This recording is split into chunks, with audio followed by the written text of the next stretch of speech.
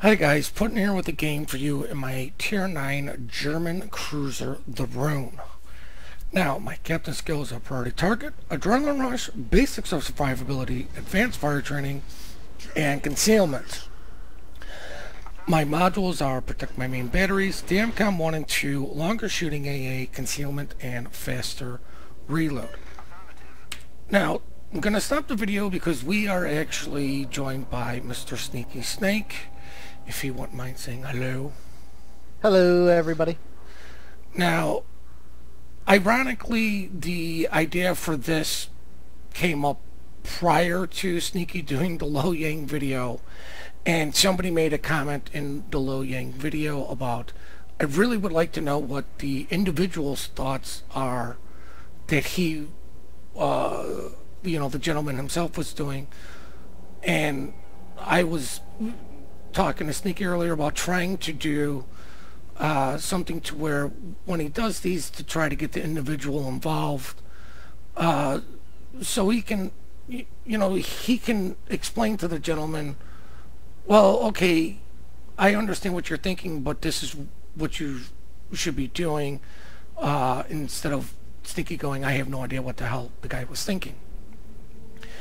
Unfortunately, the issue with some of this right now is, one, we've never done this, so this is kind of a test.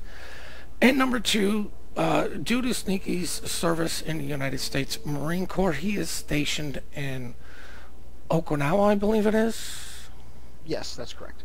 Or I like to call it East Cleveland. but there's a very big time difference there. Sneaky and myself have both talked about trying to set something up like this with individuals, and Sneaky kind of liked it.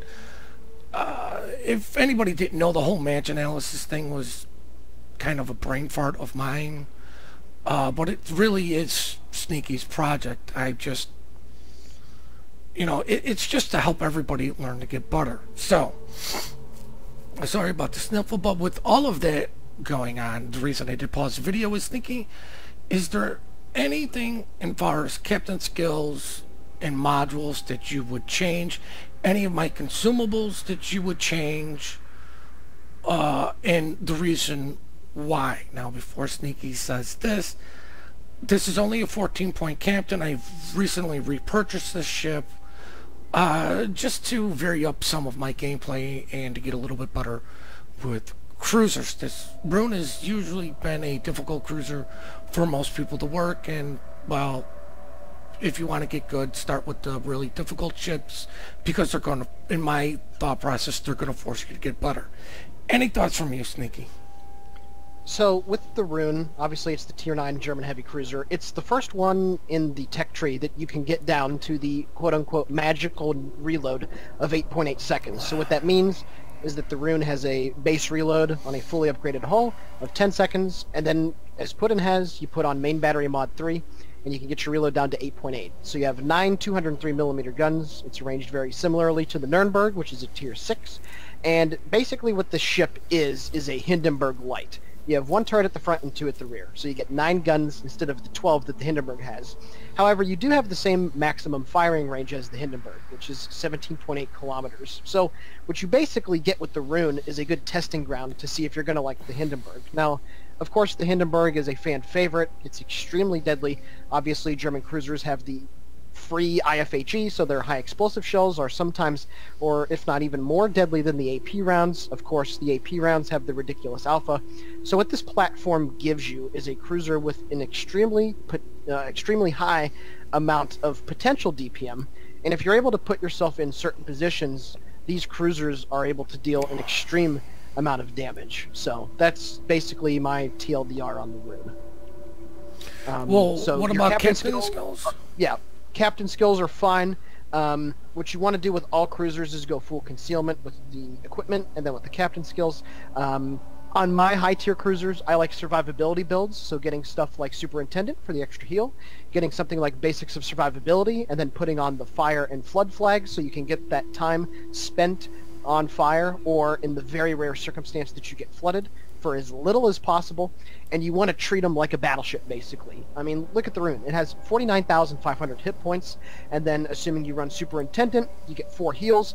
You have over 60,000 hit points potentially to work with, which is, you know, about the same as some of the tier 8 battleships have before, of course, you factor in their heals. But it gives you so much more staying power, and that's why playing tier 9 cruisers is a significant jump up over all of the others, because this is the first tier where pretty much all of them get a heal. So yeah, your captain skills, your build is, at least for being a 14-pointer, I don't have any qualms about that. And I don't believe I'm really running any flags except for Military Month. Anything, well, anything like, I know Sneaky prefers to run Hydro because it's German Hydro, and I'm more fearful of planes, so...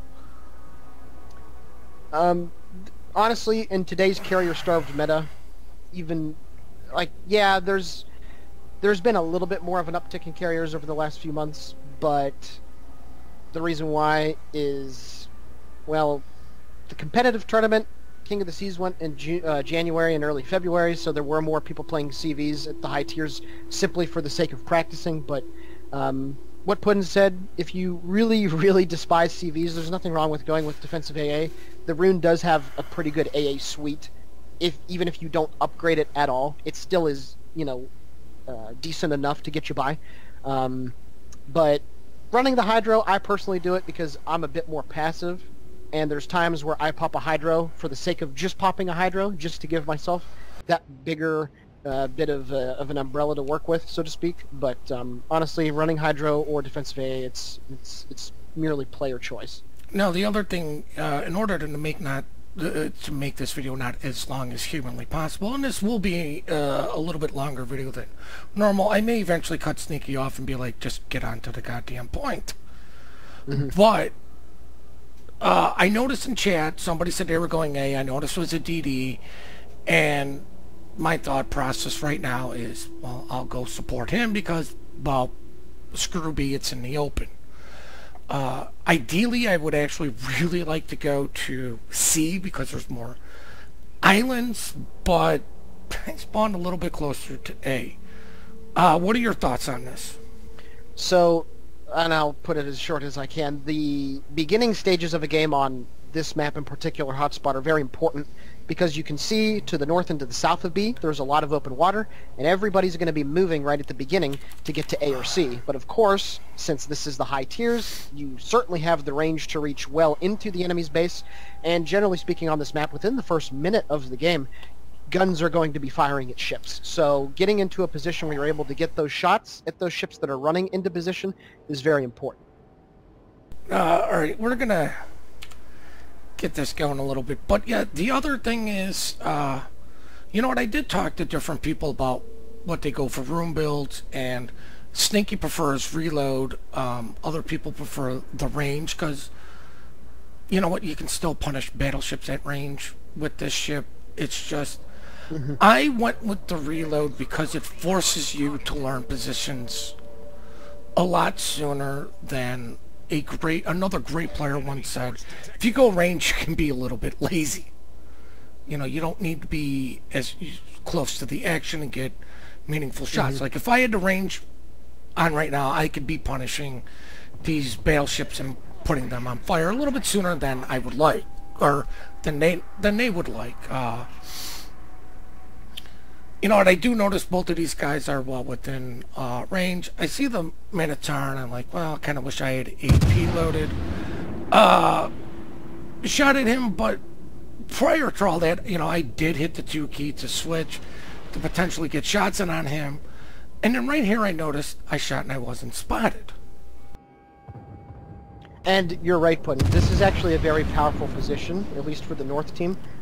Getting into this kind of spot, you can see whenever Puddin zooms out for a split second to readjust his aim, you can see that the island that is, I guess, in Echo 4, that little part that sticks out is actually tall enough to keep you hidden when you're shooting at ships that are making the run into sea. So this is actually, you can see there, right where Puddin is at, he is completely stealth firing, and this is actually a good place to get some damage farming early in the game with any cruiser, but with the one like this, with the DPM, you know, you can obviously do more. Now, the other thing is I think a lot of people don't really utilize on German cruisers is the AP when the target is broadside. Even at range, it's very deadly. But it's, you know what, you did see the curve first angle up, and it's like you're just better off shooting AG because you get IFAG with none of the negatives. Now, the other thing you'll notice is I've never come to a complete stop because it just takes ships too long to get going from a dead stop. I prefer to stay at a quarter speed and, you know what, just, you know what, shoot at things, and if I need to move, well, I'm kind of already moving, so, you know, if I get surprised by torps, I've got, you know what, some sort of movement to get the hell out of that. The other reason you're seeing this video is because, two reasons. I did bring this up to Sneaky and to try to help with cruiser replay and do this as a test for this, you know, new match analysis, but I get what Sneaky said, you know, respectable damage, but I don't end up anywhere near the top of the leaderboard. And you know what, you can see I am trying to do everything I can to help my team to, you know, for success. Now, I did notice at this point that I kind of ran out in the open here to where the guys south of A could see me. Kind of a mistake on my part. I mean, I do make some very horrendous mistakes in this. The reason I stopped shooting was to get unspotted, make my turn. Oh, what were you going to say? Let me stop it right there. I just wanted to say really quickly, if you noticed, right before you went undetected there, you had 5 people aiming at you, and in that run into A from the south spawn, that position that you're in, Puddin, creeping forward at a quarter speed is fine. You just have to pay attention to how far you were creeping forward, because like you said, all of a sudden you realized, oh shit, I'm out in the open, and the ships that are able to get over into A, for instance, that Hindenburg that you see currently spotted, is able to shoot over that island because it is low-lying enough at the range that you're at, and that could have presented yourself with a very, very unfortunate situation of getting punished really hard by that guy. So just something to note. All right. I mean, anytime Sneaky is really going to ask me anything, I'm just going to slow down the video so, you know what, everybody can see the overall situation of what is going on. Now, I used my torp tubes there just to see what the Hindenburg's doing, and I do believe I noticed he was stopping and reversing.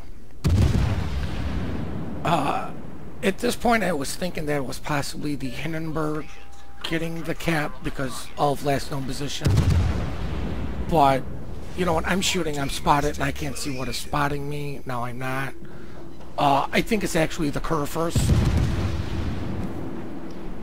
So right now, I kind of have no idea what the hell is spotting me. That might... Yeah, I think it is the curve first now, because that island that you see directly due straight to the front where your guns are pointing, it is low-lying enough where it's not going to be able to hide your ship. So yeah, I think it's the curve first. Now I slowed it down here because I am going to make a huge mistake and it's going to hurt. I'm just giving out that spoiler now. I definitely screwed up here, and I know it. Kind of don't need Sneaky to tell me I screwed up, but I kind of panicked. I didn't remain calm after I got punished for this stupidity. I did notice the curve first ran aground. I know he's looking at me. And what do, Sneaky? You're like, hey man, go ahead and delete me. Yeah. You know, it's a good thing that the Germans, they have the turtleback on the cruisers as well, because that was like in a Buki or a San Luis. I'm not done making a mistake. Instead of continuing to turn and to try to minimize anything, what do? Well, you see, in that kind of situation right there, but when I saw you starting to turn back to the left to get all your guns into play, I mean, right there, that salvo that just hit you, very lucky that you didn't actually die from that, because you know, the German cruiser Roon has 2 of the turrets in the back, so there's the barbettes on those turrets as well, and they can get penetrated for very significant amounts of damage. So I'm actually kind of surprised that the Kerfers didn't finish you off right there. But you can see just how quickly, if you mess up in your positioning, you can go from full health to what, about a 5th health in just the snap of a finger. I do want to point out that I'm not a tier 8 cruiser, and I still got punished for showing broadside. You know, little mistakes in a cruiser, it doesn't matter your tier, you will get punished. Now, if they're being punished and completely brown pantsed, I kind of get a way more conservative than I normally do. And that's saying a lot for me in a cruiser, because the Sneaky will tell you I'm way more conservative with my cruiser gameplay than I am with the battleship. I mean, you know my battleship plan. Hit W and pray for the best. Well, Puddin, if there's any consolation to your situation right now, at least your reload's down to about 7.5 seconds, so... And that is why I took Adrenaline Rush over Expert Marksman first. There we go. Well, if I'm not mistaken, I'm pretty sure the Roon has a pretty decent turret traverse without Expert Marksman. I don't remember the number off the top of my head, but if you're short on captain's points and you really want Adrenaline Rush, you could probably get away with it. Now, the other thing is I noticed there was a smoke cloud. I noticed the Cavs last known position, so I'm not too worried about him stealth torping me. What I'm trying to do now is use this island here for cover and punish anybody I want. You know what, somebody does ask for my support, and you know what, I do believe I'm giving it as much as I can, especially with this low health as I have, and you know, it's really not going to take much to finish me off at this point, so I just want to play, you know, let somebody else go first. Oh, look, there's an Alabama. Please go and take all the damage. I wish these 2 jerks would stop looking at me and shoot at the Alabama, not me. But right now, here... Oh, yes? I just wanted to say... I don't want to listen to the fire. I just wanted to say something real quick. So the Roon also has the ability to mount the spotter plane, as does the Hindenburg. So in a situation like this, where if you noticed, Puddin's first couple of salvos against the Monarch, even though he's only 10 kilometers away, were a bit high trying to shoot over the island. Now you can see that the island is low enough to be able to return fire back, so taking a scout plane, or excuse me, taking a spot plane for the sake of being able to shoot at people at those medium ranges when you can't see over the islands is honestly not a bad idea, because a lot of people think that it's only useful for shooting at extreme range. Well, it's not. In this situation, you'd be able to land a lot more accurate salvos on target without really sacrificing much of anything. But again, that's just a personal preference. It's not something you need. Now that the nasty fire's gone, we don't have to listen to that all the time. I will agree and disagree with Sneaky. If you're not comfortable enough shooting over islands without actually seeing the target, absolutely, spotter plane's gonna help you out a lot more. But as Sneaky knows, my fear of carriers goes back to closed beta. So, you know, like which I did not participate in. You know, I get to tell him about the glory days of the Cleveland, which he never got to do, and you know, that's just where my fear comes from. And the Midway's back at that glorious spot of, I don't care who you are, I will just delete you with my AP bombs. But it has taken me 2 months to get Sneaky to stop shooting at anything that doesn't have big hit points, to shoot at destroyers and his battleships. He laughs, but he can tell you it has taken me a long time to give him some, you need to kill the destroyers first. Shoot the destroyer. And his response was, well, it's too far, it's a small target, I won't never hit it. If you don't practice it, you'll never get good at it. I am very weak with spotter plane because I don't practice it. I've gotten extremely good at shooting over targets without being able to see them, which, yeah, my initial shots will usually miss, but my follow-ups will usually hit the target. Mm-hmm. So, I mean, there is that. There is one other small thing, and please, by all means, go ahead and continue the replay. You can see how Puddin's turret, one of his rear turrets, got knocked out right there. Obviously, cruisers have a much shorter cooldown time on using the repair, so that very rear turret now cannot afford to take one more incapacitation or it's going to be destroyed. So in a situation like this, you can see looking at the minimap, there's nothing right now that is a threat to Puddin immediately. He could shoot at the Missouri or the Monarch and still be stealthed up. He could still stealth fire. I would have hit the R button and used my repair so I could get that turret back to quote-unquote full capacity. Because an unlucky salvo, an unlucky shell hits that very rear turret, the Y turret, he's only going to have 6 guns for the rest of the game. Now, the other thing is, it's only while it's incapacitated. If it takes another incapacitating shot, yes, I will lose it. If it gets incapacitated again, I will keep it. But my fear right now was actually Kiev smoking up and burning me, which is why I did hold it off. Because if you saw, Torps came by, yes, you know, fairly close. So I was keeping that in mind. I also don't want to go on the other side because, you know, if this Missouri Monarch or even the Kiev get a chance to shoot me and, oh look, something definitely targeting me, they're going to take the shot and finish off something low health and then deal with the Alabama, who I'm supporting by staying on the other side of the island because I'm out of heals. Well, I do want to say your positioning right now is pretty good. You're stealth firing at the Missouri, and the other thing that is really good is that you're only creeping away from him at half or a quarter speed. You're changing your speed up, but you're not, there's no reason for you to be going full speed away from him. Let the guy come to you and make it easier to hit. Now, I will say you probably could afford to turn enough broadside to get your front turret out, since you've been able to stealth fire at this guy for a few salvos on end. But still, you're getting 6 of your 9 guns on target, you've started to fire, you are burning him down, so you're still doing quite a bit, and you're helping your Alabama buddy out in the process.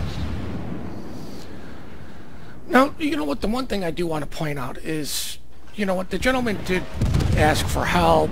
You know, he has been talking to me in chat, and just because I'm not on that side of the island supporting him doesn't mean I'm not supporting him. I am actively shooting at the target that is actively shooting at him. I'm doing everything I can to help him survive this battle without putting myself at a huge risk, because it really isn't going to take much to finish me off. And I do believe as soon as this gentleman dies, that is going to be the end of the game. Yeah, because, you know, this turned into a steamroll, and right here I do switch to AP because he's showing me side.